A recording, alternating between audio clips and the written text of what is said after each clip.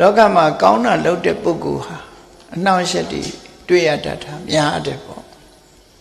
သစ်ပင်များဟာတခြားသစ်ပင်နဲ့ပုံပြီးတော့မြင့်လို့ရှိရင်လေတိုက်တာပူခံရတယ်လို့ပဲလောကရဲ့အလယ်မှာမြတ်စွာဘုရားလွန်ထင်ပေါ်ကြော်ကြားတော့စိတ်ကောင်းနှလုံးကောင်းမရှိတဲ့ပုဂ္ဂိုလ်ရဲ့မလုံမုန်းထားပြောဆိုမှုကိုခံရဆုံးပဲလို့ဒီလိုဆိုအောင်အဲ့တော့တမန်ပုဂ္ဂိုလ်တွေခံရတာဘာဆိုလောက်မလဲပြောပလောက်တာမဟုတ်ဘူးမြတ်စွာဘုရားသခင်ကိုရောမြတ်တည်ပင်လေတရားတော်ရဲ့ကျိုးစီးပွားကိုဆောင်ရွက်နေတဲ့အချိန်မှာလူသားတွေကဆန့်ကျင်မဲ့လုပ်တဲ့လူတွေရှိသလိုနတ်တွေကလည်းပဲဆန့်ကျင်မဲ့လုပ်တဲ့နတ်တွေရှိကြတာအဲ့တော့မြတ်စွာဘုရားရဲ့ဘဝတစ်လျှောက်လုံးမှာမနတ်ကဆန့်ကျင်မဲ့လုပ်ပြီးအမြဲတမ်းနှောက်ယှက်မှုတွေကိုပေးတာမာရတန်ယုတ်ဆိုတဲ့မှတ်တမ်းတင်ထားတဲ့တန်ယုတ်နိကေလကျမ်းတစ်ကျမ်းမှာ25သုတ်ကိုမှတ်တမ်းတင်ထားတာဒီတဲ့ပို့ပြီးတော့လည်းရှိနိုင်တယ်ပေါ့နော်တချို့သုတ်တွေအဲ့ဒီမှာမပါဘူးသို့တော့အဲ့ဒီမာရတန်ယုတ်ဆိုတဲ့ကျမ်းမှာပါတဲ့သုတ်တွေရဲ့အကြောင်းကနေပြီးမှတ်သားဖွယ်ရလေးတွေကိုဟောပြောလာတာဒီနေ့အပိုင်းလေးထိအောင်ရောက်ပြီပေါ့သုတ်အရေးအတွက်နဲ့ပြောမယ်ဆိုရင်ဒီနေ့မြတ်စွာဘုရားဟောကြားတဲ့သုတ်တံမှတ်တမ်းတင်ထားတာ17သုတ်မြောက်ဖြစ်လာပြီပေါ့နော်25သုတ်ထဲက17သုတ်မြောက်ကပါတာနသုတ်လို့နာမည်ပေးထားတယ်ပါတာနဆိုတာကြောက်တုံးလို့အဓိပ္ပာယ်ရတယ်နော်ကြောက်တုံးနဲ့ပတ်သက်ပြီးတော့ပြောတဲ့စကားဒီနာမည်ဆိုတာခေါ်ရဖို့ပေးထားတာတွေဖြစ်တယ်အနိတ္တရဘိုင်းကတော့ဘာကြောင့်ဒီပါတာနဆိုတဲ့ကြောက်တုံးနဲ့နာမည်ပေးတယ်လဲဆိုတာဒီသုတ်တံမှာသိရှိချာမှာဖြစ်တယ်ပေါ့မြတ်စွာဘုရားသခင်ကိုရောမြတ်ဟာရာဇဂျူမြို့အနီးမှာရှိတယ်တောင်9လုံးထဲမှာဂိစ္စကုတတောင်ဂိစ္စကုတဆိုတာလင်းဒနှုတ်သီးလို့တောင်တွကြီးတစ်ခုကအဝေးကနေကြည့်ရင်လရာကြီးတစ်ကောင်လင်းဒငှက်ကြီးရဲ့နှုတ်သီးတရံမြင်ရတာဖြစ်သောကြောင့်လူတွေကဂိစ္စကုတလို့ဒီလိုခေါ်ကြတယ်တနည်းအားဖြင့်ပြောမယ်ဆိုရင်ရှေးခင်ကအဲ့ဒီတောင်ထိပ်မှာလင်းဒငှက်တွေမြောက်များစွာစုဝေးနားနေခဲ့ကြဘူးတယ်ဆိုတာလည်းပဲအကြောင်းတစ်ခုပဲပေါ့နော်ဒါဟာထူးခြားတဲ့ဖြစ်ပျက်ပေါ့ဘုန်းကြီးတို့စကိုင်းမဟာသီဝရယုံကျောင်း၌တဲ့ကားစားတော့အဲ့ကျောင်းရဲ့တောင်ဘက်ကတကြီးစားမြေစကြက်မြေလို့ခေါ်တယ်ခြိုင်ဝှမ်းကြီးတစ်ခုရှိတယ်အဲ့ခြိုင်ဝှမ်းကြီးရဲ့ကုန်းတက်လေးတစ်ဖက်ကုန်းတက်လေးမှာလူတွေကလုံးလုံးကြီးဖြစ်နေလို့လုံးတော်ကြီးဖရာလို့ခေါ်ကြတာရှိတယ်ဘွဲတော်ကတော့ယေရနာဂိရိအင်းဝခေတ်ကတည်ထားတဲ့ဖရာတဆူအဲ့ဒီယေရနာဂိရိလုံးတော်ကြီးဖရာလုံးတော်ကြီးဖရာရဲ့ထိပ်ပေါ်မှာဘုန်းကြီးတို့ရောက်စားက1320ပြည့်1320ဆိုအင်္ဂလိပ်လိုတော့1958လောက်မှာပေါ့နော်အဲ့ဒါလောက်မှာအဲ့နေရာတွေကတောခြုံနေပဲရှိသေးတယ်လူနေခုချိန်နဲ့အများကြီးကွာခြားသွားပြီပေါ့အဲ့တုန်းကအဲ့ဒီလုံးတော်ကြီးဖျားပေါ်မှာလင်းနာငှက်ကြီးတွေ15ကောင်လောက်ရှိတာမှတ်မိတယ်တခါတခါဘုရားခြေရင်မှာတောင်ကုန်းလေးမှာဆင်းပြီးတော့ခွေးတီကောင်တွေပါလေလာပစ်ထားလို့ရှိရင်ခွေးတီကောင်တွေကိုဆင်းစားတာလည်းတွေ့ရတယ်အဲ့ကြောင့်လင်းတာငှက်တွေဟာအဲ့နာမှာနေကြတော်တော်များများနေတယ်အဲ့တော့လင်းတာငှက်တွေကျက်စားတဲ့နေရာကြီးပဲအဲ့တော့နောက်ပိုင်းရောက်တဲ့အခါကျတော့မြန်မာပြည်မှာခြေမြင်ဝါဆိုပြီးတော့ဝါဆိုင်ခင်းတွေလုပ်တဲ့အခါမှာဝါဈေးတွေ300ကနေပြီးတော့အဲ့ဒီဝါဈေးတွေပဲဖြန်းထားတဲ့ဝါပင်တွေကိုကြွက်တွေကကြိုက်တော့ကြွက်သေးတယ်ကြွက်သေးကိုစားတော့ခွေးသေးတယ်ခွေးသေးကိုလရတွေကစားတော့လရတွေသေးသွားတယ်အဲ့ဒီနောက်မှာလင်းတာငှက်တွေပျောက်သွားတယ်မြင်တို့တောင်ခုချိန်မှာ အဲ့ဒီမှာလုံးဝမရှိတော့တကောင်မှကြံမရှိတော့အရင်ကဆိုရင်အုတ်လိုက်ရှိတယ်ပေါ့အေးအဲ့ဒါလိုပဲခေပြောင်းလာတဲ့အခါမှာခုဂိစ္စကုတဆိုတဲ့တောင်တို့ကြီးဟာလဲရှေးရခင်တစ်ချိန်တစ်ခါတုန်းကလင်းတာငှက်တွေအုပ်စုဖွဲ့ပြီးတော့နေခဲ့ကြတဲ့လင်းနာတို့ရဲ့နေထိုင်ရာဌာနကြီးလည်းဖြစ်တယ်ဒါကအဓိပ္ပာယ်တစ်ခုဖွင့်ဆိုတာနောက်အဓိပ္ပာယ်တစ်ခုကတော့ခုနလင်းနာနှုတ်သီးလို့တောင်တို့ကြီးဟာပုံသဏ္ဍာန်ဆောင်းနေတာဖြစ်သောကြောင့်ဂိစ္စကုတမြန်မာတွေမှာတော့ဂိစ္စကုတ်တောင်ဂိစ္စကုတ်တောင်လို့ခေါ်ကြတယ်ဂိစ္စဆိုတာလင်းနာရဲ့ပါဠိစကားလုံးကဂိစ္စကုတဆိုတာတောင်တို့လို့အဓိပ္ပာယ်ရတယ်အဲ့ဒါလို့ခေါ်လာတဲ့ဂိစ္စကုတ်တောင်ဟာမြတ်စွာဘုရားနဲ့ယဟန်တန်ဃာတွေရာဇဂိုမြို့အပြင်ဘက်မှာဝေလွန်းအကျောင်းမှာကြီးနေကြတာမဟုတ်ဘူးတော်တွေတောင်တွေမြတ်စွာဘုရားယမယံခါဂိစ္စကုတ်တောင်မှာသွားပြီးတော့သရင်သုံးတယ်ခုခေတ်လိုလဲစီကားမှာမဟုတ်ဘူးပေါ့တိတ်ဆိတ်ငြိမ်သက်မှုကိုလိုလားတော့ဂိစ္စကုတ်တောင်မှာသွားသရင်သုံးအဲ့ဒီဂိစ္စကုတ်တောင်သရင်သုံးနေတဲ့အလှည့်မှာ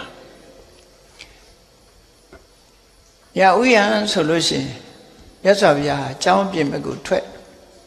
အဲ့ဒီနေညကမိုးမောင်ကြီးကြာနေတဲ့ညဖြစ်တယ်အလွန်ကိုမှောင်နေတယ်မှောင်တဲ့နေရာမှာမြတ်စွာဘုရားအပြင်ထွက်ပြီးတော့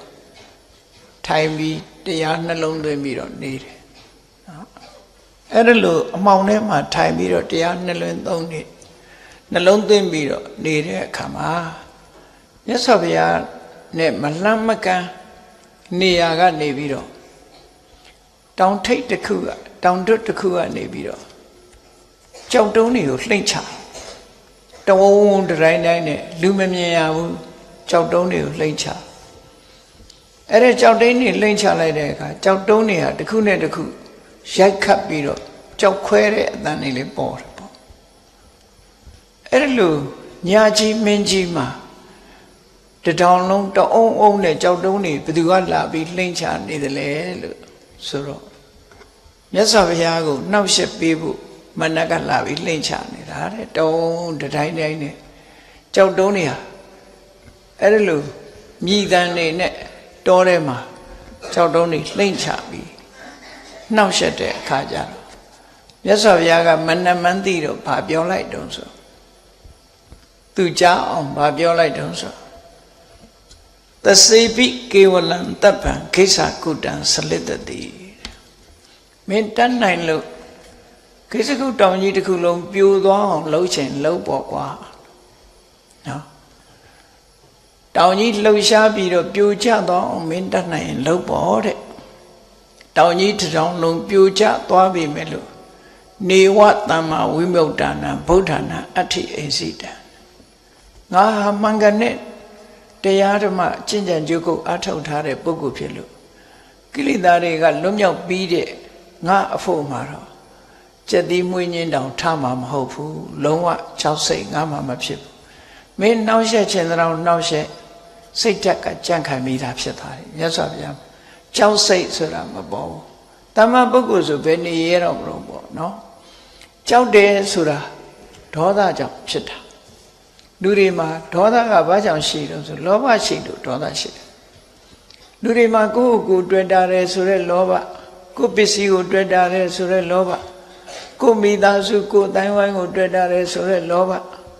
ဘဝကိုတွေ့တာတယ်ဆိုတဲ့လောဘတွေကြောင့်လူတွေဟာကိုယ်အန္တရာယ်ဖြစ်မှကြောက်ရွံ့ကြတယ်ကြောက်တဲ့စိတ်တွေပေါ်ကြတာတွေ့တာမှုသည်ကြောက်ရွံ့တဲ့စိတ်ကိုဖြစ်ပေါ်စေတယ်ပေါ့မြတ်စွာဘုရားကျတော့အဲ့ဒါလို့ကိုလည်းမတွေ့တာဘူးမိသားစုလည်းမတွေ့တာဘူးတပည့်ယဟန်နေပေါ်မှာလည်းမတွေ့တာဘူးအလုံးမြတ်စွာဘုရားတမ္မာဝိမု ක්ත အလုံးကိလေသာစိတ်တွေကနေလွတ်မြောက်နေတာဖြစ်တယ်ပေါ့အဲ့ဒါလို့လွတ်မြောက်နေတာဖြစ်သောကြောင့်မြတ်စွာဘုရားမှာ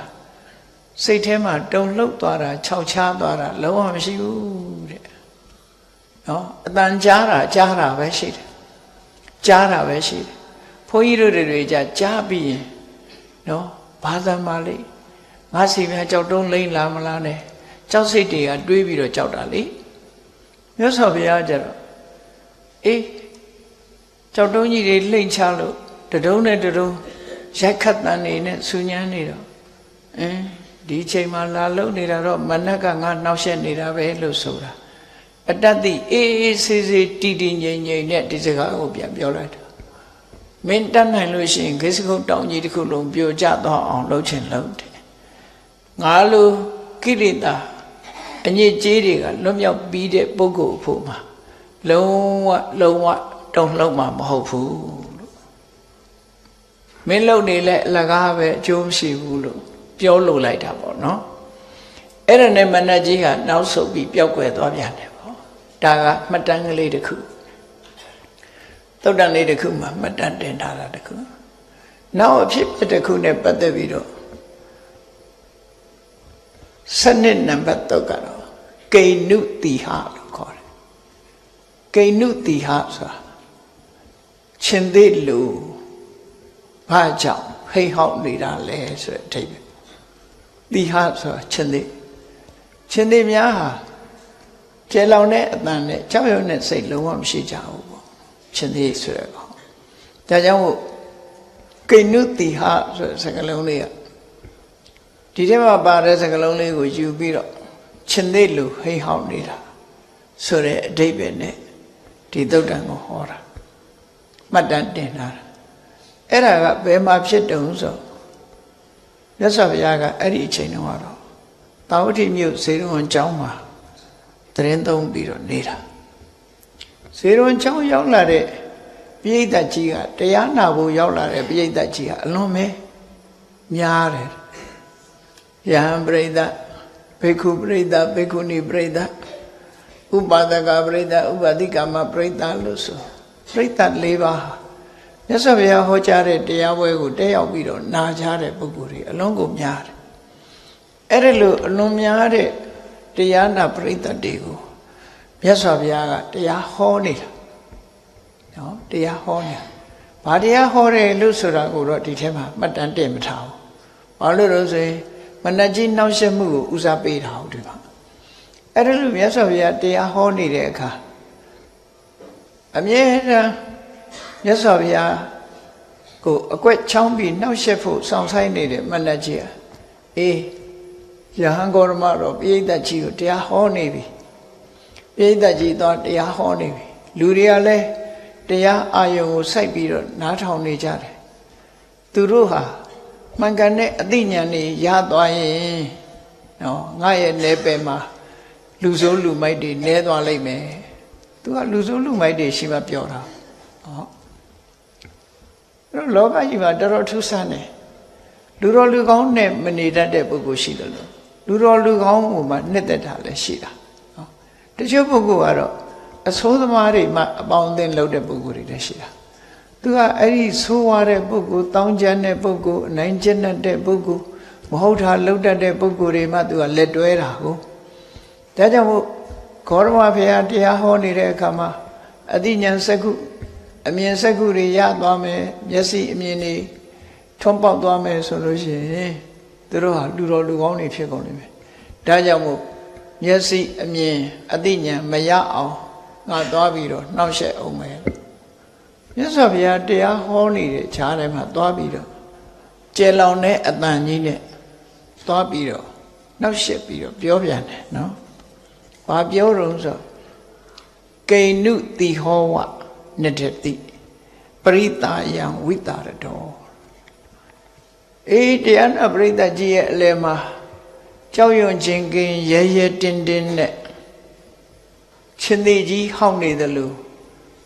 ဘာကြောင့်တရားဟောနေရတာတော့ရှင်သေးဆိုတဲ့အကောင်ကကြောက်ရွံ့ဘယ်တော့မှမလုပ်ဘူးလေသူကရှင်သေးဆိုတဲ့အကောင်မကြောက်ဘူးလို့ပြောတယ်ဒါပေမဲ့ဒီဆဖာရီတို့ဟိုတဲ့နေnet geo တို့ခုခေတ် channel တွေထဲမှာကြည့်ရင်ရှင်သေးအကြောက်ပြေးတာတော့တွေ့ရတယ်နော်အဲ့ဒီမှာသူတို့ကအတန်ဆိုလို့ရှိရင်ရှင်သေးကလုံးဝမကြောက်ဘူးတဲ့တခါတော့ကစမ်းသပ်ဘူးတယ်ရှင်သေးတကောင်ငယ်ငယ်လေးဖမ်းမိလာတဲ့အခါအဲ့ရှင်သေးလေးဟာမကြောက်တတ်ဘူးလို့ဆိုလို့ သူကြားလောက်တဲ့နေရာနေပြီးတော့စစ်စီစစ်မောင်းတွေဝုန်းတိုင်းတိုင်းတီးတာသူကဒီခေါင်းလေးထောင်ကြည့်ပြီးပြန်အိတ်သွားတဲ့မကြောက်ဘူးဆိုတဲ့အဓိပ္ပာယ်ကိုဖော်ပြတာနော်ရှင်သေးကအတန်ကိုမကြောက်ဘူးတဲ့ဘာကြောင့်မကြောက်တာတော့ဆိုရင်တက္ကာယဒိဋ္ဌိအတ္တမာနကြီးလွန်အားကြီးလို့သူ့ကိုနိုင်တဲ့လူတယောက်မှမရှိဘူးလို့သူတွက်ထားသည့်အတွက်ကြောင့်သူဟာကြောက်လန့်မှုလုံးဝမရှိဘူးနောက်ဆုံးမှာမိုးကြိုးပြစ်တဲ့အတန်တောင်သူတို့ကမကြောက်ဘူးလို့ဆိုတယ်ရှင်သေးတွေဟာကြောက်ရွံ့ခြင်းကဲဒါကြောင့်မို့တတိကောင်းတဲ့လူကိုတိဟလို့နာမည်ပေးလို့ရှိကြတယ်ပေါ့ခုလည်းမြတ်စွာဘုရားဟာကြီးမားလာတဲ့ပရိသတ်ကြီးအလယ်မှာဟာသူကရဲရဲဝုန်းဝုန်းကြောက်ရွံ့ခြင်းကင်းပြီးရှင်သေးမင်းလို့ရဲရဲတောက်တောက်တိတိကျကျအဆုံးအမစကားတွေကိုပြောနေတာဘာကြောင့်အဲ့လိုပြောနေရတာလဲပฏิမန်လောဟိတေအဋ္ဌိကိုရောမှာပြိုင်ဘက်တွေရှိတယ်စိန်ခေါ်ထားတဲ့ကောင်တွေရှိတယ်ပေါ့မန်လဆိုတာအခုခေတ်တော့ပေါစင်သမားကိုခေါ်တယ်နော်လက်ဝိတ်တတ်တဲ့လူလက်ပန်းတတ်တဲ့လူလက်ဝိတ်သမားကိုမန်လလို့ခေါ်တယ်ပฏิမန်လဆိုတာစိန်ခေါ်ထားတာဟောစိန်ခေါ်ထားတယ်သူ့ကိုဆန့်ကျင်မဲ့ထိုးတတ်မယ်လို့စိန်ခေါ်တာအဲ့ဒါလိုပဲကိုတော်ကငါမှပြိုင်မဲမရှိဘူးဆိုပြီးဒီပိဋကအလယ်မှာသူ့အတန်နေကြီးပဲလွှမ်းပြီးနေတာကိုတော်မှာပြိုင်ဘက်တွေစိန်ခေါ်ထားတဲ့လူတွေရှိတယ်တဲ့နော်ဝိစိတဝိနမညတိကိုတော်ဟာအောင်မြင်မှုတရဖူကြီးကိုအမြဲတမ်းကင်ထားသူလို့ကိုယ့်ကိုအထင်ရောက်နေတာလားကိုတော်ကိုပြိုင်မဲ့လူတွေအများကြီးရှိပါတယ်လို့ဒီလိုမြတ်စွာဘုရားကိုမခံရင်စိတ်ဖြစ်အောင်စတဲ့သဘောပေါ့နော်မြတ်စွာဘုရားကိုလာပြီးတော့အခုလိုနှောက်ယှက်ပြောဆိုတဲ့အခါမှာမြတ်စွာဘုရားကအေးစေစေသူ့ကိုဘလို့တုံ့ပြန်ပြောတော့ဆိုနဒန္တိဝေမဟာဝီရာပရိတာတုဝိတာတရာမဟာဝီရဆိုတာကြီးမားသောလုံလဝီရိယရှိတဲ့ပုဂ္ဂိုလ်မဟာဝီရအဲ့တော့လောကမှာလူတွေကယုံကြည်ကြတာတကူကိုယုံကြည်ကြတာစွမ်းတကူရှိတယ်မဟုတ်ဘူးမြတ်စွာဘုရားကလုံလဝိရိယရှိတယ်သူများတဲ့ပို့ပြီးတော့လုံလဝိရိယရှိတယ်လုံလဝိရိယကြီးမားပြီးရဲစွမ်းတတ္တိနဲ့ပြည့်စုံတဲ့ပုဂ္ဂိုလ်တွေဟာဝိရိယစိတ်ဓာတ်အားကောင်းတဲ့ပုဂ္ဂိုလ်တွေလို့သူတို့ဆိုတယ်ဒါကြောင့်မို့ဝိရိယဆိုတဲ့စကားလုံးကဝိရဏံကမ္မံဝိရိယရဲရင်သူတို့ရဲ့အလုပ်လို့အထည်ပဲရတယ်နော်ဟိုငပြင်းတို့ကတော့ဝိရိယမရှိဘူးသူကတော့ပြင်းတာ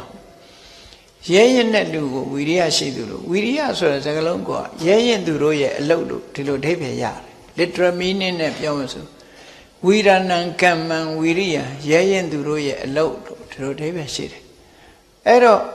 ပြင်းပြီးတော့နေတဲ့ပုဂ္ဂိုလ်မျိုးတွေကဝိရိယမရှိတဲ့ပုဂ္ဂိုလ်ပေါ့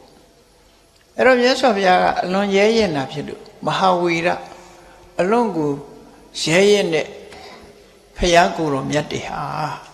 ပရိသတ်တွေရဲ့အလယ်မှာဘယ်တော့မှကြောက်ရွံ့ခြင်းမရှိဘူးရှင်းလင်းပြတ်သားစွာတရားဟောတယ်ဘယ်တော့မှကြောက်ရွံ့ဆိုတာမရှိဘူးလူဆိုတာပရိသတ်ကြောက်တယ်နော်လူကြားထဲမှာထစကားပြောပါဆိုလူတိုင်းပြောရတာမဟုတ်ဘူးဒုတုံနေတဲ့လူတွေအများကြီးရှိတယ်နော်မပြောရဲလို့ဟိုတင်းဒီတင်းနဲ့ဆိုပြီးတော့ဒီလိုပြောတဲ့ပုဂ္ဂိုလ်တွေလည်းအများကြီးရှိတယ်လူတိုင်းဟာပြိဿလည်းမှာထားပြီးတကားမပြောရဲဘူးအဲ့တော့မြတ်စွာဘုရားကနဒန္တိဝေမဟာဝီရာပရိတာတုဝိတာရာပြိဿတွေထဲမှာတကယ်ကိုကြောက်ရွံ့ခြင်းကင်းပြီးတော့ဘုရားရှင်တွေဟာဘယ်သူကိုမှကြောက်ရွံ့နဲ့စိုးရွံ့တဲ့စိတ်မရှိဘဲနဲ့တိတိလင်းလင်းတရားဓမ္မကိုဟောနေတာဖြစ်တယ်တထာဂတာဗလပတ္တာတကယ်ကို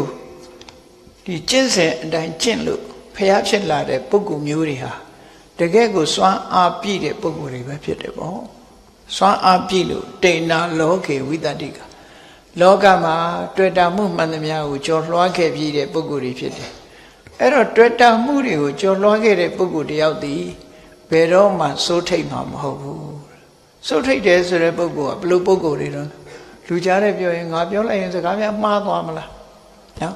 င ငါများဝိုင်းရီချမလားဆိုတာအဲ့ဒါကြောက်ရွံ့တာတွေလေငါပြောရများဝိုင်းရီချမလားဝိုင်းဟားချမလားအဲ့ဒါလို့စိတ်ထဲမှာ तू ကကိုယ့်ကိုဟိုတွေ့တာမှုတွေအားကြီးပြီးတော့လူကြားထဲမှာအသေးပြတ်သွားမှာကိုရှုတ်ချခံရမှာကိုကြောက်တယ်ဒါကြောင့်မို့လူကြားထဲမှာစကားမပြောရဲဘူးမြတ်စွာဘုရားကြတော့ငါတော်တယ်ငါတတ်တယ်ဆိုတဲ့အတွေးလည်းမရှိဘူးကိုယ့်ကိုတွေ့တာမှုဆိုတာလည်းလုံးဝမရှိဘူးအမှန်တရားကိုနားလည်ပါစေဆိုတဲ့စိတ်နဲ့ဟောပြောနေတာဖြစ်တော့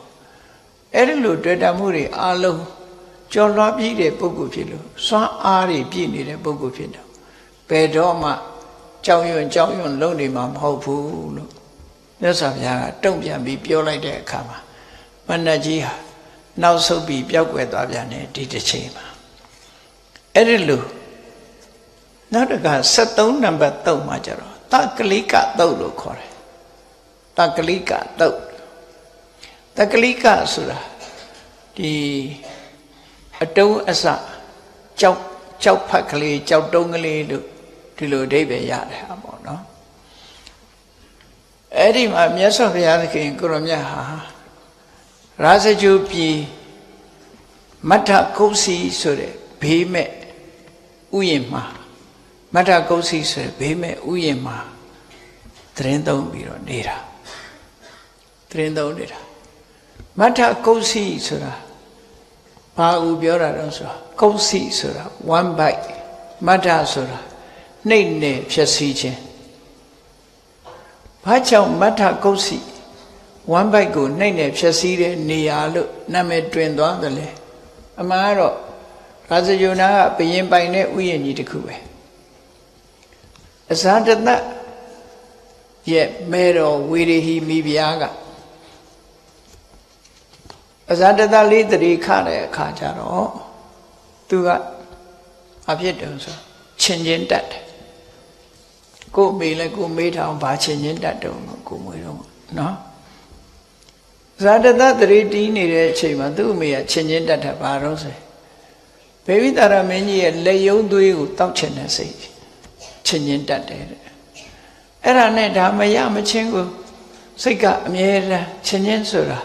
အလွန်ပြင်းထန်တဲ့အာသာဖြစ်တာတပိမ့်မိန်တလိမ့်လိမ့်ဖြစ်လာတော့ဘုရင်ကြီးကမေးတယ်ဘာကြောင့်လဲလို့ဆိုနောက်ဆုံးမှာ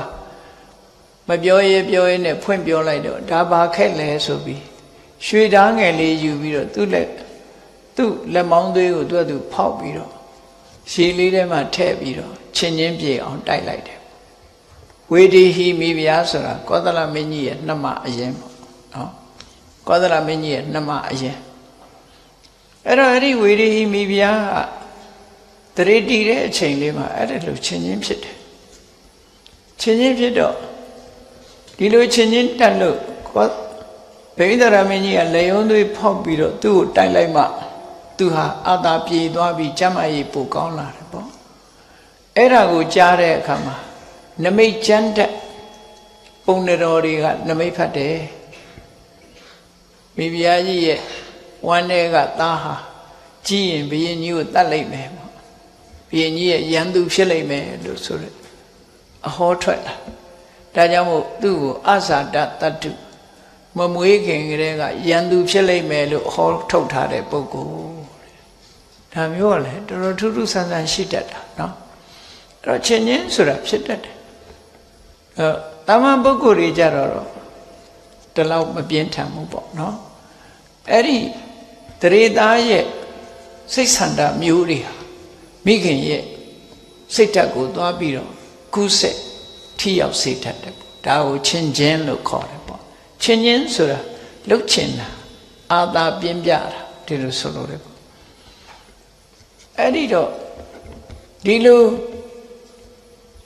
ဘုရင်ကြီးကိုတတ်လိုက်မယ်ဆိုတာသိတော့ဘယ်သူကမွေးချင်မလို့အဲ့ဒီမိဖုရားကြီးဟာသူ့ကိုသေအောင်လို့ဆိုပြီးတော့အမျိုးစုံကြိုးစားတယ်ကြိုးစားတာကိုယ်ဝန်ပြစ်ကြဖို့ဆိုပြီးတော့သူဟာနေတိုင်းဥယျာဉ်သွားပြီးတော့တက်နင်းခိုင်းတာတို့နှိပ်ခိုင်းတာတို့ကတော့လှုပ်တယ်အဲ့ဒါကြောင့်အဲ့ဒီကစပြီးမတ္ထကုတ်စီလို့တွင်နော် one bite ကိုဖိနှိပ်နင်းနယ်ပြစ်ချင်းဆိုတဲ့အဓိပ္ပာယ် သို့တော့ဖိုးသက်ဆိုမသေးဘူးနော်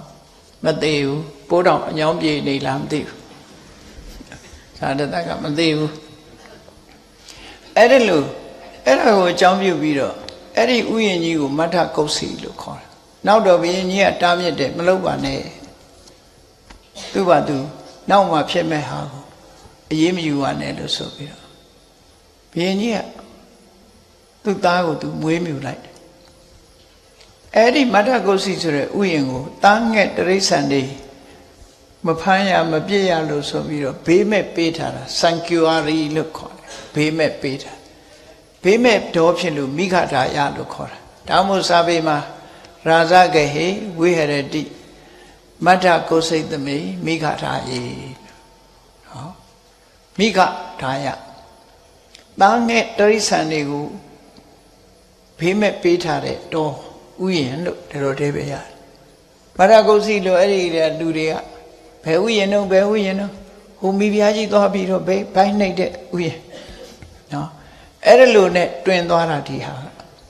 မြတ်စွာဘုရားကိုနောက်တော့လှူထားတော့မြတ်စွာဘုရားသတင်းသုံးတဲ့ကျောင်းတော်တယ်အဲ့မှာရှိအဲ့တော့မြတ်စွာဘုရားကဘာဖြစ်လို့အဲ့ဒီရောက်နေတာတုံးလို့ဆိုတော့ကိစ္စကုတ်တောင်မှာဒေဝရကြီးကလှုပ်ကြံတပ်ဖြတ်ဖို့အမျိုးမျိုးကြိုးစားတဲ့ထဲမှာကြောင်ပေါင်းဆင်ပြီးတော့မြတ်စွာဘုရားကိစ္စကုတ်တောင်ခြေမှာဈဉ္ညာလျှောက်နေတဲ့အချိန်ကြောက်တုံးနဲ့လှိမ့်ချလိုက်တဲ့ကြောက်တုံးကအောက်ကကြောက်ဆောင်တစ်ခုကိုသွားပြီးတော့ရိုက်ခတ်လိုက်တဲ့အခါမှာကြောက်တုံးနှစ်ခုတိုက်ရာကနေပြီးတော့ကြောက်ဖက်အပယ်လေးတစ်ခုကမြတ်စွာဘုရားခြေတော်ကိုဝဲမှန်လိုက်တယ်နော်အဲ့ဒီဝဲမှန်လိုက်တာနဲ့မြတ်စွာဘုရားခြေတော်ဟာဒဏ်ရာရသွားတယ်ပေါ့ချက်ချင်းယဟန်တော်တွေကထမ်းစင်နဲ့ထမ်းပြီးတော့မြတ်စွာဘုရားကိုဇီဝကဥယျာဉ်တို့ဒီမတ္တကုတ်စီတို့ဘက်ကိုတည်ပြီးတော့သွားတယ်မတ္တကုတ်စီအဲ့ဒီအချိန်မှာခြေတော်ကိုခဲမှန်ထားလို့မြတ်စွာဘုရားမတ္တကုတ်စီဆိုတဲ့ဥယျာဉ်မှာဇီဝကဥယျာဉ်နဲ့လည်းနေပုံရတယ်အဲ့ဒီမှာသွားပြီးတော့သတင်းသုံးတာသတင်းသုံးတော့ခြေတော်ကလမ်းမလျှောက်နိုင်ဘူးလမ်းမလျှောက်နိုင်တော့စဉ်းစားကြည့်လေခြေတော်တန်ရာကြီးနဲ့မြတ်စွာဘုရားကျောင်းထဲမှာလျှောက်ဆက်ပြီးတော့နေတာခါတိုင်းဆိုရင်လျှောက်ဆက်မယ်ဆိုရင်ထမယ်ဆိုတဲ့အချိန်ကိုသတ်မှတ်တယ်အခုခါကျတော့မြတ်စွာဘုရားရဲ့လဲလျှောက်မှုဟာပြန်ထမယ်ဆိုတဲ့သတ်မှတ်ချက်မရှိဘူးဘာဖြစ်လို့လဲဆိုရင်ခြေတော်ကနာနေလို့မထနိုင်ဘူးသို့တော့မကြီးမညူပဲနဲ့တတိဝိရိယကမ္မထာနဲ့နှလုံးသွင်းပြီးတမဘောဝင်စားပြီးမြတ်စွာဘုရားအဲ့ရတယ်မှာလှဲနေတယ်နော်ကျောင်းဆောင်တွေကအဲ့ရတယ်မှာလှဲပြီးတော့နေတာအဲ့ဒီလူတပါးတဲ့အဲ့ရတယ်မှာလှဲနေတဲ့အခါမှာမနတ်ကြီးကသူကအမြဲတမ်းနောက်ယောင်ခံလိုက်နေတာဟိုမှာယဟန်ဂေါရမတော့ခြေတော်ဒဏ်ရာရပြီးတော့ကျောင်းထဲမှာအိတ်နေပြီပေါ့သွားပြီးတော့နှောက်ရှက်အောင်မှာပဲသွားနှောက်ရှက်သူကလည်းသူများနှောက်ရှက်လိုက်ရမှာသူကအိပ်ပျော်တဲ့လူနဲ့သွားနှောက်ရှက်အောင်မယ်ဆိုပြီးတော့မြတ်စွာဘုရားစီအတန်ပေးပြီးအတန်ကြားအောင်ပြောတယ်ဘာပြောတော့ဆိုမန္တိယနုခောတေတိဥဒဟုကာဝေယမတ်တော်ဘယ်လိုလဲကိုတော်ကြီးနော်ထိုင်မှိုင်းနေလို့အိတ်နေတာလားသို့မဟုတ်ကြပြဆက်မလို့တွေးနေတာလားသူကအဲ့ဒါလို့ရန်စတာပေါ့နော်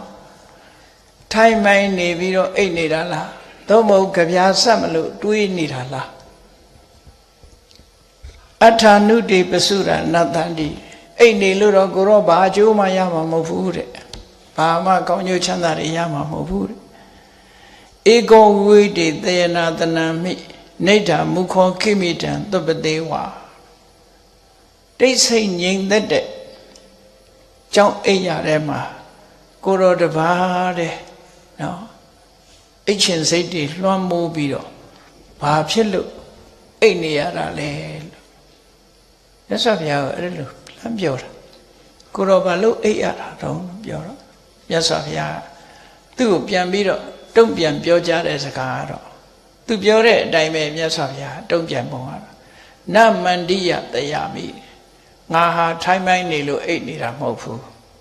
နာပိကာဝေယမတ်တော်ငါကြပြာဆက်မလို့တွေးပြီးတော့လဲလောင်းနေတာမဟုတ်ဘူးတဲ့အထံသမစ္ဆာအပေတသောကောငါမှစိုးရင်စိတ်တွေဘာတစ်ခုမှမရှိဘူးငါမှအကျိုးရှိရှိတကယ်ကိုအကျိုးရှိတဲ့နိဗ္ဗာန်ကိုအာယုံပြုပြီးတော့ငါဟာတူရီသောတိတ်ဆိတ်ငြိမ်သက်တဲ့နေရာမှာတူဒီတရားရည်ရဲ့ကောင်းကျိုးချမ်းသာကိုစဉ်းစားပြီးတရားရည်ပေါ်မှာမေတ္တာတက်ရောက်ပြီးတရားရည်ကိုဘယ်လိုခြေချွတ်ရမလဲတရားရည်ကိုဘယ်လိုအကျိုးပြုရမလဲဆိုတဲ့ကရုဏာရှေ့ထားပြီးအာဟာလဲလျောင်းနေခြင်းသာဖြစ်တယ်နော်အဲ့တော့မြတ်စွာဘုရားကဘယ်လိုပဲနေတဲ့အခါမှာတပ္ပဗုဒ္ဓအဟိတနုကံပိတပ္ပဗုဒ္ဓနုကံပိတရားရည်အလုံးကိုအကျိုးဖြစ်ထွန်းစေဖို့အတွက်အမြဲတမ်းစဉ်းစားနေတယ်။ဘာလုပ်ပြီးရင်ကောင်းမလဲ။ဘယ်လိုသိဉာဏ်နဲ့ဖြစ်အောင်လုပ်ပေးရမလဲ။လူတွေရဲ့အဆက်ပေါ့။ဒါအရေးချင်းမမီတဲ့ပုဂ္ဂိုလ်တွေကလည်းအများကြီးအရေးချင်းရှိတဲ့ပုဂ္ဂိုလ်တွေကလည်းအများကြီးအရေးချင်းရှိရင်ရှိသလိုအရေးချင်းတွေရတော့အရေးချင်းမရှိရင်လည်းပဲရှိတဲ့အရေးချင်းလေးနဲ့အသုံးတက်အောင်ဆိုပြီးမြတ်စွာဘုရားတရားရည်ရဲ့အကျိုးစီးပွားကိုအမြဲတမ်းစဉ်းစားပြီးတော့နေတယ်အဲ့ဒါကိုစဉ်းစားပြီးတော့ငါဟာတပါးတည်းလျောင်းဆက်နေခြင်းသာဖြစ်တယ်လို့အဲ့လိုတုံ့ပြန်ပြီးတော့ပြောတာတုံ့ပြန်ပြောပြီးမြတ်စွာဘုရားကဆက်ပြီးတော့မေးရှိတယ်ရေတံပိတံလာဥရတိပဝိဋ္ဌံရှင်ဝါကြီးမှာလှန်ဆူးထားပုဂ္ဂိုလ်ရှင်ဝတက်တဲ့လှန်ကြီးဆူးနေတယ်သို့မဟုတ်မြားရန်ကြီးဆူးနေတယ်အဲ့ဒီမြားရန်ကြီးဆူးနေတဲ့ပုဂ္ဂိုလ်ဟာမုဟုံဟရိယံဝေရမခဏအတွင်းခဏတိုင်းနှလုံးသားထဲမှာတုန်လှုပ်ခြောက်ခြားနေရင်ဝါကိုစူးဝင်နေတဲ့မြားရန်ကြီးကြောင့်စိတ်နှလုံးဟာတုန်လှုပ်ခြောက်ခြားနေတယ်တဲ့တေပိဋ္ဌသွပ္ပံလဗရိတတံလာအဲ့လိုမြားဆူးနေတဲ့ပုဂ္ဂိုလ်တောင်မှပဲနော်လူတွေဟာတအားအိတ်ချင်လာပြီဆိုလို့ရှိရင်အိပ်ပျော်သွားကြတယ်နော်အိတ်ချင်လို့တအားအိပ်ပျော်သွားတယ်ဒဏ်ရာကြီးနဲ့ပဲမဲ့လည်းအိပ်ပျော်သွားတယ်တတ္တမအဟံနတုပေဝိတတံလောငါမှတော့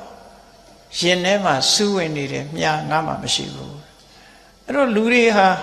ရင်ဝါမှာမြားစူးနေတယ်ဆိုတာဘာကိုပြောတာတော့လူတွေရဲ့စိတ်ထဲမှာ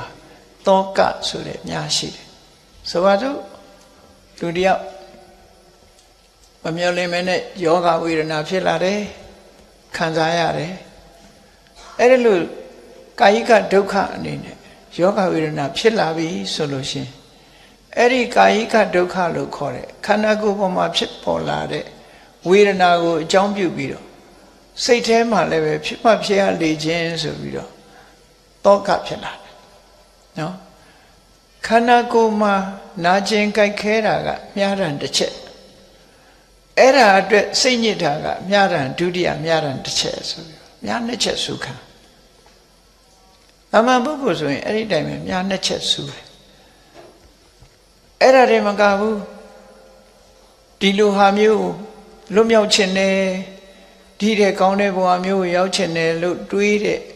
လောဘဖြစ်လို့ရှိရင်နောက်ထပ်တတိယမြားရန်တစ်ချက်ထပ်ဆူတယ်လို့သူတို့ဆိုတယ်ကာယကဒုက္ခဆိုတာမြားတံတစ်ခုကာယကဒုက္ခကိုအကြောင်းပြုပြီးတော့စိတ်ညစ်တာကမြားတံတစ်ခုစိတ်ညစ်မှုကြောင့်အကောင်းကိုမျှော်လင့်တာကမြားတံတစ်ခုလို့မြားတံ၃ချက်စူးဝင်နေတဲ့ပုဂ္ဂိုလ်လောကကြီးမှာတည်းလို့ငါဘုရားရဲ့မှာအဲ့ဒီလိုစိတ်ထဲမှာမြားတံစူးဝင်နေတာမရှိဘူးလောဘတွေဒေါသတွေမောဟတွေမာမနတွေအိတ်တာတွေမကျေနပ်ချက်တွေကျေနပ်ချက်တွေငါတဏ္ဍာမှာဘာမှမရှိဘူးမြားတစ်ချက်မှငါရဲ့ရင်ထဲမှာစူးနေတာမရှိဘူးဒါကြောင့်မို့လို့ငါဟာအမြဲတမ်းမြားတံကင်းနေတာဖြစ်တယ်ပေါ့မြားတံကင်းနေသူဖြစ်သည့်အတွက်ကြောင့်ငါဟာအေးအေးဆေးဆေးသူများလို့မိန်မောတွေ့ဝေပြီးအိပ်ပျော်တာမျိုးမလုပ်ဘူးတရားရည်ရဲ့အကျိုးစီးပွားကိုမျှော်လင့်ပြီးတော့ဒါငါဟာခိတ္တခဏအပန်းဖြေအိပ်ဆက်ချင်တာဖြစ်တယ်လို့ဒီလိုမရှိတယ် နောက်ဆက်ပြီးတော့မြတ်စွာဘုရားမိန့်တယ်ဗာမိန့်တော့ဇက္ခဏသင်္ကေလောကလူတွေဟာဒီမလုံခြုံတဲ့နေရာမျိုးတို့အန္တရာယ်ရှိတဲ့နေရာမျိုးရောက်သွားလို့ရှိရင်အိပ်ပျော်နေတော့မေ့သွားဒါထုံးစံနော်ဥပမာတစ်စေး6တဲ့နေရာဆိုမေ့နေအိပ်ပျော်နေမသိဘူးဘုန်းကြီးတို့ငယ်ငယ်တော့တခါကြုံမှုတယ်ငယ်တော့ညလည်းအိတ်ချင်9နာရီ10နာရီဆိုအိတ်ချင်ပြီကွာကိုရကြီးတဲ့ကိုရင်ကြီးတွေဦးစင်းကြီးတွေဟိုသွားလိုက်ဒီသွားလိုက်မအိတ်ကြဘူးသူတို့နောက်လိုက်တာကိုတယောက်တည်းလည်းမနေရဲကျောင်းမှလည်းပဲကျောင်းတိုင်းဆရာတော်ကြီးရဲ့မဲတော်ကြီးကသေဆုံးနေတယ်အတုဝအလောင်းကောင်ကြီးရှိတယ်အဲ့ဒါကဇေယကလေးမှအောင်လင်းတမီကြီးထွန်းပြီးတော့ထားတယ်ကျောင်းပေါ်ကိုတယောက်တည်းမနေရဲတော့သူတို့သွားရင်လိုက်ရတယ်သူတို့သွားတဲ့နောက်လိုက်တယ်တောင်သွားတောင်လိုက်မြောက်သွားမြောက်လိုက်သူတို့လည်းလျှောက်သွားနောက်ကြတော့ဘယ်သွားတော့ဆိုအဲ့ဒီလောင်းကြီးရှိတဲ့စီသွားကြတယ်သွားတော့ကိုလည်းလိုက်သွားရတာပေါ့တယောက်တည်းမနေရတော့ရောက်သွားတော့သူတို့ကတော့စကားတွေပျော်ဖဲတွေရိုက်ကြနေအဲ့လိုကိုကတော့အိတ်ချင်တော့အနာနာကပ်ပြီးတော့အိတ်ပျော်သွားအိတ်ပျော်သွားလို့တေးနိုးတော့ကြည့်တော့ဘယ်သူမှရှိဘူးကိုနဲ့အလောင်းထပြေးလိုက်တာဘာပြောကောင်းမလို့လေကတဲ့3-4တိတ်ကိုကြော်ပြီးတော့ခုန်ချကျောင်းလေးကလည်းနေလေးပါဆရာကျောင်းလေးအဲ့ဒါငယ်တော့ကြုံခဲ့ဘူးတယ်ဒါကြောင့်အိပ်ပျော်နေတော့ကတော့မကြောက်ဘူးဇက္ခဏသင်္ကေဇက္ခံသင်္ကေတဲ့နိုးလာပြီဆိုလို့ရှိရင်ကြောက်ရွံ့တယ်ကြောက်တယ်အဲ့ဒီလိုနိုးလာတာတောင်မကြောက်ဘူးမြတ်စွာဘုရားကြာနဘေးမိသွတ်တုံနပိဘေးမိသွတ်တုံဘယ်နေရာပဲဖြစ်ဖြစ်အိပ်ရဖို့အတွက်ဆိုမကြောက်ဘူးသူကြောက်တာတခုမှမရှိဘူးရတ္တိန္တိဝါနာနုတပန္တိမာမံငါကိုနေ့တွေညတွေကဘယ်တော့မှစိတ်ပင်ပန်းအောင်မလုပ်နိုင်ကြဘူးနေ့တွေရက်တွေဘလောက်ကုန်းငါဖို့မှဘာမှမထူးနော်ကြောက်လန့်တဲ့စိတ်လုံးဝမရှိဘူးကြောက်လန့်တဲ့စိတ်မရှိဘူးဟာနေနပတ္တမိကုဟိစီလောကေလောကမှာဘယ်ကိစ္စဘယ်အာယုန်နဲ့ပတ်သက်လားနာဆုပ်ယုံမှုဆိုတာတွန့်ဆုတ်တာတွေငါဘယ်တော့မှမတွေ့ရဘူးတတ္တမသူပေသဗ္ဗဗုဒ္ဓနုကံပေဒါကြောင့်မို့အေးဆေးဆေးပဲအန္တရာယ်ပြောင်းတဲ့လမ်းမှာပဲဖြစ်စေကြောက်စရာကောင်းတဲ့နေရာမှာပဲဖြစ်စေလုံးဝမကြောက်ဘူးငါဟာအမြဲတမ်းတရားရည်ရဲ့အကျိုးစီးပွားကိုဆောင်ရွက်ဖို့ပဲစဉ်းစားပြီးတော့လဲအောင်နေတာဒါဖြစ်တယ်လို့အဲ့ဒီလိုတုံ့ပြန်ပြောလိုက်တဲ့အခါကျတော့မဏ္ဍကြီးဟာပြန်လှိပြီးပျောက်ွယ်သွားပြန်တယ်ပေါ့ဒါကတစ်ခါနောက်ဒီ14သုံးမြောက်မှာပฏิရူပသုတ်ဆိုတာလေးရှိတယ်ပฏิရူပဆိုတာတင့်တော်တယ်လျှောက်ပတ်တယ်လို့မြန်မာလိုအဓိပ္ပာယ်ရတယ်နော် suitable proper ဆိုတဲ့အဓိပ္ပာယ်ပေါ့အဲ့ဒီလိုလျှောက်ပတ်တယ်ဆိုတဲ့အဓိပ္ပာယ်နဲ့နာမည်ပေးထားတဲ့သုတ်ကလေးတစ်ခုမြတ်စွာဘုရားဟာကောသလတိုင်းထဲမှာခီးသွားနေတယ်ခီးသွားတဲ့အခါဧကသာလာလို့ခေါ်တဲ့ပုံနာရွာတရွာကိုရောက်သွားတယ်ပုံနာရွာရောက်သွားတော့အဲ့ဒီရွာသူရွာသားတွေဟာတရွာလုံးထွက်လာပြီးတော့မြတ်စွာဘုရားရှိရလာပြီးတရားနာကြတယ်အဲ့တော့မြတ်စွာဘုရားဂုံတရင်အမတန်မှကြီးတာဂုံတရင်ကြီးတယ်ဘယ်နေရာရောက်နော်ဂုံတရင်အလွန်ကြီးတော့ရောက်တဲ့အရက်မှာဗုဒ္ဓဘာသာ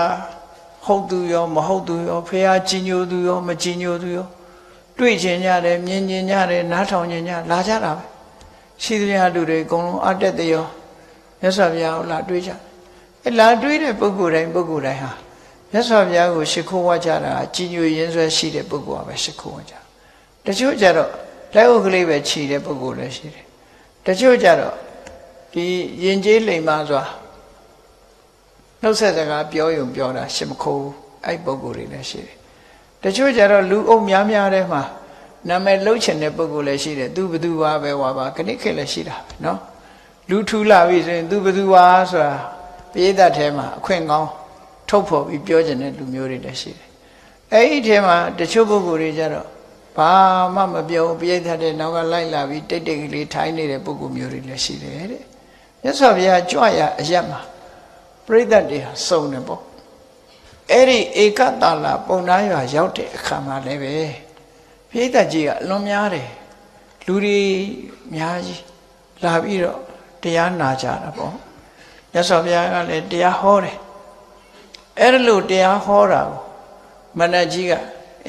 ရံဂေါရမတော့လူထုပိဋကကြီးချာမှာတရားဟောနေပြီအဲ့လိုတရားဟောနေလို့အသိဉာဏ်နေမျက်စိတွေပွင့်ကုန်ရင်ခက်လိမ့်မယ်မျက်စိမပွင့်အောင်ငါတော့လှုပ်အောင်မယ်ပေါ့နောက်ရှက်မယ်တော့ကလူတွေကမျက်စိပွင့်သွားလို့ရှိရင်အမှန်မှန်သိတယ်လေနော်စက္ခုမျက်စိဟာဉာဏ်ကိုပြောတာဒီနေရာမှာနော်အသိဉာဏ်ပွင့်လင်းသွားမှာစိုးတယ်ဒါကြောင့်မို့လို့သူတို့ကအသိဉာဏ်မပွင့်အောင်လုပ်ထားတယ်လောကကြီးမှာအဲ့ဒီလိုအုပ်ဆိုးတဲ့လူမျိုးတွေကလည်းရှိသေးတယ်လူတွေကိုမသိအောင်မတတ်အောင်မျက်စိမပွင့်အောင်မှောင်ချပြီးအုပ်ဆိုးကြတယ်အခုလည်းပဲဒီမဏ္ဍကြီးဟာမျက်စိပွင့်သွားမှစိုးတယ်သူကအဲ့ဒီရွာလူတွေမျက်စိပွင့်မှစိုးလို့လာပြီးတော့ဖရာတရားဟောနေတဲ့ကြားထဲမှာလာပြီးတော့သူကအများကြားအောင်မြတ်စွာဘုရားကိုပြောလိုက်တဲ့စကားပါတော့နေတံတဝပတိရူပံယတိညမနုဿတတိကိုတော်ကသူများပဲဆုံးမနေတာဒါမလုံးတဲ့ဘူးပေါ့နော်သူများဆုံးမနေတာမလုံးတဲ့ဘူးကိုသိရင်ကိုယ့်ကိုနေအေးဆေးဆေးနေသူများကိုလိုက်ပြီးဆွဲတရားမဟောနဲ့လို့ပြောချင်တာပေါ့နော်ဒီနေတံတဝပတိရူပံယတိညမနုဿတတိသူများကိုဆုံးမသွန်သင်အကောင်းနဲ့အဆိုးအကြောင်းအကျိုးတွေရှင်းပြနေတာဒါတွေဟာကိုတော့မလုပ်သင့်ဘူးလူတွေသူကသူနေပါစေပေါ့ဘာလို့လိုက်ပြီးတော့လူကြားထဲမှာလိုက်ပြီးဒါတွေပြောနေရတာတော့နဲ့အနုရောဓဝိရောဓေတုမာသစ္စိတ်ထောတဒါစရံဒီလောကမှာအနုရောဓဆိုတာကိုယ်နဲ့လိုက်လျောတဲ့ပုဂ္ဂိုလ်တွေကိုယ်ထောက်ခံတဲ့ပုဂ္ဂိုလ်တွေဝိရောဓဆိုတာကိုယ်ကိုမထောက်ခံတဲ့ပုဂ္ဂိုလ်တွေဆန့်ကျင်တဲ့ပုဂ္ဂိုလ်အနုရောဓဝိရောဓဆိုတာရှိသမျှပဲနော်ကိုယ်ကိုကြိုက်တဲ့လူကအနုရောဓမကြိုက်လို့ရှိရင်ဝိရောဓတရားနာပိဋကထဲမှာလည်းပဲကြိုက်သူရှိတယ်မကြိုက်သူရှိတယ်တော့ပဲအနုရောဓဝိရောဓအဲ့ဒီလိုအနုရောဓဝိရောဓကြိုက်သူမကြိုက်သူလို့ကွဲပြားခြားနားနေတဲ့ပိဋကထဲမှာတဲ့ဒီပိဋကတွေကိုဘသူကိုတွေ့တာစိတ်နဲ့ဒီလိုတရားဟောနေရတာလေနော်တခါလေကြတော့သူကတမန်အဖြစ်ဒီဓမ္မဂတိကတွေတရားဟောတယ်ဆိုတဲ့အခါမှာကိုတရားကိုသဘောကျတယ်ဆိုရင်လောဘလေးကဖြစ်သွားတယ်။ဟောငါ့ကိုကြိုက်တဲ့လူတွေပေါ်တယ်ဒါအနုရောဓလို့ခေါ်တယ်။နော်။ငါတရားကိုကြိုက်တဲ့လူတွေပေါ်တယ်တရားနာတဲ့လူတွေများတယ်ဆိုတာဒါအနုရောဓ။အေးအလကားပါကွာလာသွားမနာတဲ့ပုဂ္ဂိုလ်လည်းပါဝိရောဓဆိုတာလည်းရှိတယ်။အဲ့ဒါလိုအနုရောဓဝိရောဓနှစ်မျိုးပေါ်မှာတဲ့တမန်ပုဂ္ဂိုလ်တွေပုရုษင်ပုဂ္ဂိုလ်တွေရဲ့စိတ်ထဲမှာဘာဖြစ်တတ်တုံးဆိုကိုတရားကိုကြိုက်တယ်ဆိုလို့ရှိရင်သဘောကျတယ်ကိုတရားကိုမကြိုက်ဘူးဆိုရင်သူကစိတ်ဆိုးတယ်ပေါ့ဒေါသဖြစ်တယ်ပေါ့အဲ့ဒီလိုဖြစ်တာကိုစိတ်ရဲ့ကန့်ညှိမှုလို့ဒီလိုခေါ်တယ်ပေါ့နော်ကိုသဘောကြတယ်ဆိုရင်ကြိုက်တယ်ကိုသဘောမကြဘူးဆိုရင်မုန်းတယ်အဲ့တော့ကြိုက်ချင်းမုန်းခြင်းဟာကိုယ်စိတ်ထဲမှာလာပြီးတော့ညှိကပ်နေတယ်တွေ့တာနေတယ်အဲ့ဒါကြောင့်မို့သူကပြောတာဟောသူများကိုဆုံးပါတယ်ဆိုတာတဲ့ကြိုက်တဲ့လူရှိမယ်မကြိုက်တဲ့လူရှိမယ်အဲ့ဒီကြိုက်မကြိုက်ပုဂ္ဂိုလ်တွေပေါ်မှာလောဘဆိုတာနဲ့ဒေါသဆိုတာနဲ့ကိုရောဘာလို့ဖြစ်ချင်ရတာလဲဘာလို့တွေ့တာရတာလဲဆိုအဓိပ္ပာယ်နဲ့မြတ်စွာဘုရားကိုအဲ့လိုလာပြီးတော့သူပြောတယ်အဲ့လိုလာပြောတဲ့အခါကျတော့မြတ်စွာဘုရားကတုံ့ပြန်ပြီးတော့ဒါကိုဖြည့်ရှင်းပြီးတော့ပြောကြတယ်နော်တုံ့ပြန်ဖြည့်ရှင်းတာ ဟိတနုကံပိတံဗုဒ္ဓောယတေညမနုတာတတိမတရားကိုသိတဲ့ဖရာဆိုတာဟာတဲ့အကျိုးစီးပွားကိုလိုလားတဲ့စိတ်နဲ့တရားဟောတာတဲ့နော်လှုပ်တဲ့နာနဲ့မလှုပ်တဲ့နာအကောင်းနဲ့အဆိုးအကြောင်းနဲ့အကျိုးတွေသိရှိနားလည်ကြပါစေနားလည်တဲ့အခါမှာမကောင်းတာတွေမလုပ်မိအောင်ကောင်းတာတွေလုပ်မိအောင်ဆိုတာတွေရှင်းလင်းပြတ်သားစွာနားလည်ပြီးကောင်းတာတွေလုပ်ပြီးရင်မကောင်းတာတွေမလုပ်ဘဲရှောင်ကြမယ်ဆိုရင်ချမ်းသာဒုက္ခရကြမှာပဲလို့ဆိုတဲ့ဟိတနုကံပိအကျိုးစီးပွားကိုလိုလားတဲ့စိတ်နားလည်စေခြင်းတဲ့စိတ်တတ်သိစေခြင်းတဲ့စိတ်ဆိုတာဟိတနုကံပိလို့ခေါ်အကျိုးစီးပွားကိုလိုလားတဲ့စိတ်နဲ့သူများကိုတရားဟောတာပါတဲ့နော်တရားဟောတဲ့ဘုန်းကြီးတွေလည်းဒီစိတ်ပဲထားမှာဆိုလက်စွပ်ပြန်ဟောတဲ့တရားတွေကိုသိရှိကြပါစေနားလည်ကြပါစေနားလည်သွားလို့ရှိရင်ကိုယ့်ဘဝကိုနော်ထိန်းချောင်းနိုင်ကြပါစေမကောင်းတာတွေရှောင်ကျဉ်ပြီးတော့ကောင်းတာတွေလုပ်နိုင်ခြင်းအဖြစ်ဘဝမှာတိုးတက်လန်းကိုရရှိကြပါစေဆိုဒီစိတ်ထက်မျိုးနဲ့ပဲတရားကိုခေါ်တာဖြစ်တယ်ပေါ့သူများကိုဆုံးမသွန်သင်နေဆိုတာသူ့ရဲ့အကျိုးစီးပွားကိုမျှော်ကိုးပြီးလုပ်တာဖြစ်တယ်တဲ့အနုရောဓဝိရောဓိဟိဝိပမုတ်တော်တထာဂတောတဲ့ငါဘုရားမှာတော့နော်ကိုယ့်ကိုထောက်ခံသူဖြစ်စေမထောက်ခံသူဖြစ်စေကြိုက်သူဖြစ်စေမကြိုက်သူဖြစ်စေဘယ်သူပေါ်မှကြိုက်တဲ့ပုဂ္ဂိုလ်ပေါ်မှာနှစ်သက်တာတို့မကြိုက်တဲ့ပုဂ္ဂိုလ်ပေါ်မှာမုန်းတိတာတို့အဲ့ဒီလိုစိတ်ဓာတ်မျိုးငါတို့မှမရှိဘူးလုံးဝလွတ်သွားပြီလောဘဒေါသကလုံးဝလွတ်တယ်နော်တရားတွေရဲ့အကျိုးစီးပွားအတွက်သာငါဘုရားဆုံးမဩဝါဒပေးတာဖြစ်တယ်ပေါ့ထောက်ခံလို့လဲပို့ပြီးတော့မေတ္တာသက်ရောက်မှာမဟုတ်ဘူးမထောက်ခံသည့်အတွက်ကြောင့်လည်းပဲမုန်းတိမှာမဟုတ်ဘူးမုန်းတိခြင်းနှစ်သက်ခြင်းနဲ့ခြင်းဆိုတဲ့ဒီနှမျိုးစုံကနေငါဟာလွတ်မြောက်တယ်ဒါတွေကနေပြီးတော့ငါဘုရားဟာလွတ်မြောက်ပြီးသူဖြစ်တယ်လို့ဒီလိုတုံ့ပြန်ပြောလိုက်တဲ့အခါမှာမဏ္ဍကြီးဟာနောက်ဆုတ်ပြီးပျောက်ကွယ်သွားတယ်ဒါကသုတ်တန်တစ်ခုနောက်တစ်ခါ15ခုမြောက်သုတ်တန်ကိုမာနတသုတ်လို့ခေါ်တယ်ပေါ့မာနတသုတ်မာနတဆိုတာစိတ်ထဲ၌ဖြစ်တဲ့အရာစိတ်ထဲမှာဖြစ်ပေါ်လာတဲ့အရာဆိုအဓိပ္ပာယ်ရအဲ့ဒီမာနတသုတ်တန်မှာမြတ်စွာဘုရားတာဝတိမြို့စေတွင်ကျောင်းတော်မှာသတင်းသုံးနေတယ်အဲ့ဒါလို့သတင်းသုံးနေတဲ့အချိန်ကိုသူက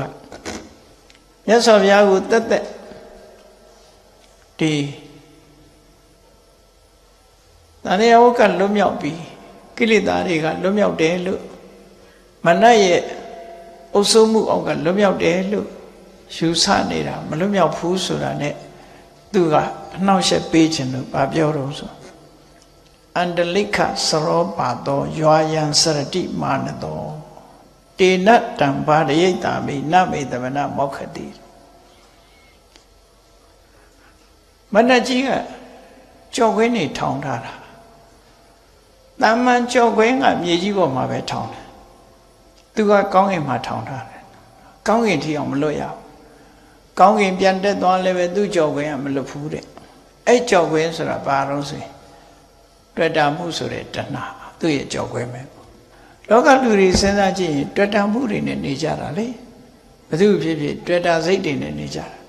နောက်ဆုံးမှာဘယ်သူမှတွေ့စရာမရှိဘူးဆိုကိုယ့်ကိုယ်တွေ့နေတာလေတဏှာလောဘစိတ်နဲ့အဲ့ဒါလိုနေကြတာကိုနေတာဟာမဏ္ဍကြီးထောင်ထားတဲ့ကြော့ခွင်းထဲမှာမိနေတာနဲ့တူတူပဲပေါ့အဲ့တော့ကိုယ်စိတ်ထဲမှာတွေ့တာမှုတွေလောဘတွေဖြစ်နေလို့ရှင်အဲ့ဒီကြော့ခွင်းနဲ့မိနေတယ်လို့အန္တလိခစရောပါသောရွာယံစရတိမာနသောစိတ်ထဲမှာကောင်းကင်သွားတဲ့သရဝတောင်မလွတ်အောင်ထောင်ထားတဲ့ကြော့ခွင်းဆိုတာရှိတယ်တဏှာဆိုတဲ့ကြော့ခွင်းရာဂဆိုတဲ့ကြော့ခွင်းရှိတယ်တေနတံဘာရယိတာမိသင်ကိုလည်းငါဟောဒီကြော့ခွင်းနဲ့ဖမ်းပြမယ်နှိပ်စက်ပြမယ်ကြော့ခွင်းမိအောင်လုပ်ပြမယ်နမေတမနမောက္ခတိကိုရောဟာတပည့်တော်လက်ကဘယ်တော့မှမလွတ်ဘူး နော်ကိုတော့ဘယ်တော့မှတပည့်တော်လက်ကမလွတ်ဘူးလို့ဗန္ဒကြီးကဒီလိုနှောက်ယှက်ပြီးတော့မြတ်စွာဘုရားကိုလာရောက်ပြီးတော့ပြောတာမြတ်စွာဘုရားတဝါတဲ့သတင်းသုံးနေတဲ့အချိန်မှာဒီစကားလာပြောတော့မြတ်စွာဘုရားကသူ့ကိုတုံ့ပြန်ပြီးတော့ဗာပြောတော့ဆိုရူပတတ္တရတခန္ဓာဖုတ္တပါသမနောရမလောကမှာလူတွေလူချင်းနေတဲ့အရာဘာတွေတော့နော်ဘာတွေတော့ဆိုမျက်စိနဲ့မြင်ရတဲ့အဆင့်အာယုံနားနဲ့ကြားရတဲ့အသံအာယုံလျှာနဲ့လျှရတဲ့အရာသာအာယုံ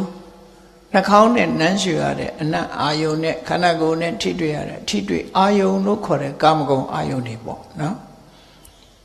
လူတွေလိုချင်တယ်ဆိုတာအဲ့ဒါပဲအေးတမန်စဉ်းစားမယ်ဆိုရင်အဲ့ဒါလိုချင်တာဟုတ်ပါဘူးပိုက်ဆံလိုချင်တာပါလို့ပြောကောင်းပြောလို့နော်ဒါဖြင့်မင်းပိုက်ဆံပါလို့ဖို့တော့ဆိုပိုက်ဆံကလှတာပါတာလေးဝယ်ဖို့လေအဲ့ဒါဆိုမျက်စိရောက်တာဗျာနော်တချင်းနားထောင်နဲ့ဆက်ကလေးဝယ်မလေးအတန်နောက်ရောက်သွားတယ်နော်တမင်းကောင်းကောင်းဟင်းကောင်းကောင်းရှိတဲ့စားတော့ဆိုင်သွားစားမလေးဆိုရတာအဲ့ပိုက်ဆံကနေ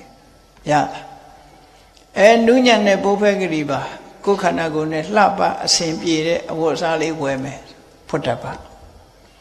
ပေါင်းလိုက်ပဲဆိုလို့ရှိရင်လူတွေဟာပိုက်ဆံရှာကြတာဘာအတွက်တုံးဆိုမျက်စိကကြည့်ပြီးတော့လှတဲ့အာယုံအတွက်နားကနားထောင်ပြီးတော့ตาရတဲ့အတန်အတွက်နှာခေါင်းကနမ်းရှူထားတဲ့မွေးကြိုင်တဲ့အနံ့အတွက်လျှာနဲ့အရသာခံမှုအတွက်ခန္ဓာကိုယ်နဲ့အထိတွေ့ခံမှုဒီကာမဂုဏ်အာယုံဆင့်ဆွဲ pleasure ဆိုတဲ့ဒါတွေအတွက်ပဲလှုပ်နေတာမဟုတ်လားပိုက်ဆံကိုဒီတိုင်းစားတာမှမဟုတ်တာနော်ပိုက်ဆံကဖြစ်ပေါ်လာမဲ့ကာမဂုဏ်အာယုန်တွေအတွက်လူတွေဟာပိုက်ဆံရှာတယ်လို့ပြောတာပိုက်ဆံရှင်ဒါတွေကရပြီလေပိုက်ဆံရှင်ရသွားပြီအဲ့တော့တမန်အဖြစ်ပြောမယ်ဆိုရင်တော့အလုရှာတယ်အလုရှာတယ်ဘာအတွက်အလုရှာပိုက်ဆံရပိုက်ဆံဘာလို့ဖို့လို့ဆိုဒါပဲကာမဂုဏ်အာယုန်တွေခံစားဖို့အတွက်ပဲပိုက်ဆံရှာကြနော်အဲ့ဒါကိုမြတ်စွာဘုရားချုံပြောတာရူပတတ္တရတခန္ဓာဖုတ္တပါသမနောရမမျက်စိအမြင်ရတဲ့အစင်းတိုင်းအကောင်းတော့မဟုတ်ဘူးဒါကြောင့်မနောရမစိတ်ထဲမှာမွေးလျော်ဝယ်ကောင်းတဲ့အစင်းအတန်အနတ်အရသာထိတွေ့ဆိုတဲ့ကာမဂုဏ်အာယုန်တွေရှိတယ်တဲ့ဣဋ္ဌမေဝိကတောသံတော်အဲ့ဒီကာမဂုဏ်အာယုန်တွေပေါ်မှာခံစားခြင်းနဲ့စိတ်ရယူခြင်းနဲ့စိတ်ဆန္ဒငါမှမရှိဘူးကဲဘုန်းကြီးတို့တွေကြတော့လှတာလေးကြည့်ခြင်းနဲ့ตายရတဲ့အတန်လေးနားထောင်ခြင်းနဲ့ဝှိချိုင်တဲ့အနံလေးနမ်းရှူခြင်းဒါတွေလိုချင်နေတာပဲလေစိတ်ကလည်းအဲ့ထဲမှာပျော်မွေ့အဲ့တော့မြတ်စွာဘုရားကတော့ငါအဲ့ဒီအာယုန်တွေကိုပေါ်မှာတွေ့တာမှုဆန္ဒတတ်မဲ့မှုဆန္ဒငါမှမရှိဘူးဆိုဒါဖြင့်မြတ်စွာဘုရားမျက်စိမကောင်းလို့လားနားမကောင်းလို့လားနော်နှာခေါင်းမကောင်းလို့လားရှားမကောင်းလို့ဘယ်ဟုတ်မှာတော့မြတ်စွာဘုရားကလည်းမျက်စိကလည်းကြီးတယ်ကိုမြင်ရတယ်လှတာလည်းမြင်ရတယ်မလှတာလည်းမြင်ရတယ်နော်အတန်လည်းကောင်းတဲ့အတန်လည်းကြားရတယ်မကောင်းတဲ့အတန်လည်းကြားအနံ့ကလည်းမွေးတဲ့အနံ့နမ်းတယ်လို့မကောင်းတဲ့အနံ့လည်းရမှာပဲအရသာလည်းကောင်းတဲ့အရသာမကောင်းတဲ့အရသာနော်အထီးတွေ့ရလည်းကောင်းတဲ့အထီးတွေ့မကောင်းတဲ့အထီးတွေ့ရှိသို့တော့မြတ်စွာဘုရားဟာဘုန်းတော်ကံတော်ကြောင့်ကောင်းတာတွေကြီးပဲတွေ့တော်လဲအဲ့ဒီပေါ်မှာကောင်းလိုက်တာဆိုတာတစ်ခါမှမရှိဘူးနော်လောဘနဲ့တွေးကြံတာတစ်ခါမှမရှိဘူးတဘာဝအရာဒီစိတ်ထဲမှာသိလိုက်တာလားရှိတယ်လူချင်းတဲ့လောဘဆိုတာမြတ်စွာဘုရားမှာမရှိဘူးဘုန်းကြီးတို့တွေကြတော့ဘာဖြစ်တယ်ဆိုတော့လူချင်းတာကောင်းလိုက်တာနောက်တာမျိုးရှိသေးလားလာအောင်ပါလေအဲ့ဒါလို့အဲ့ဒါကြောင့်မြတ်စွာဘုရားဣဋ္ဌမေဝိကတောသံတော်ဒီကာမဂုဏ်အာယုန်တွေပေါ်မှာငါမှလူချင်းတက်မဲ့တဲ့စိတ်ဆန္ဒကင်းသွားပြီတဲ့ငါမှလုံးဝတာတွေမရှိတော့ဘူးတဲ့ဒါကြောင့်မို့လို့မင်းထောင်နဲ့ကြော့ခွဲနေရအလကားပဲမြတ်စွာဘုရားမှာလာနှိမ့်ဆက်နိုင်စွာမရှိတော့နော်သူထောင်နဲ့ကြော့ခွဲဆိုတာရာဂကြော့ခွဲလေမြတ်စွာဘုရားကအဲ့ဒီလိုတဏှာရာဂတွေ့တာမှုဆန္ဒလုံးဝမရှိတော့ သူကြောက်ခွင်းနဲ့ဘာမှမဆိုင်တော့ဒါကြောင့်မို့နိယတောတောမတိအနကဟေးဆိုးရုံလာတဲ့မနတ်ကြီးမင်းဟာအရှုံးသမားကြီးပါငါ့ကိုဘယ်တော့မှမင်းမနိုင်ပါဘူးမင်းဟာရှုံးနေပြီလို့အဲ့ဒီလိုမြတ်စွာဘုရားကကျုံဝါပြောဆိုခဲ့တာနဲ့အဆုံးသတ်ထားတာဖြစ်ပါတယ်တရားချစ်ခင်သူတော်စင်ပြိဿပေါင်းတို့မနတ်တို့တုံ့ပြန်ပြောကြားတဲ့မြတ်စွာဘုရားရဲ့ဆုံးမစကားတွေဟာအဓိကဘုန်းကြီးတို့အတွက်ဘာတွေကိုရည်ညွှန်းတာလဲလို့ဆိုရင်လောဘဒေါသစတဲ့ကိလေသာတွေကိုယ်တဏ္ဍာမှာကင်းစိမ့်မှမနတ်ကြီးထောင်ထားတဲ့ကြောခွင်းတွေကလွတ်မှဖြစ်တယ်။ဒါကြောင့်မို့ကိုယ့်ရင်နဲ့နှလုံးထဲမှာရှိတဲ့တွေ့တာမှုတွေရှိလာရင်တွေ့တာမှုတွေကိုလျှော့ချဖို့ကြိုးစားရမယ်။မုန်းတိမှုတွေရှိလာလို့ရှင်လဲမုန်းတိမှုတွေလျှော့ချဖို့နောက်ဆုံးလုံးဝဖယ်ရှားပစ်ဖို့ဒါဟာကြိုးစားအထောက်ကြရမှာဖြစ်တယ်လို့ကိုယ်စီသဘောကျပြီးကျင့်ကြံကြိုးကုပ်ပွားများအားထုတ်နိုင်ကြပါစေကုန်သတည်း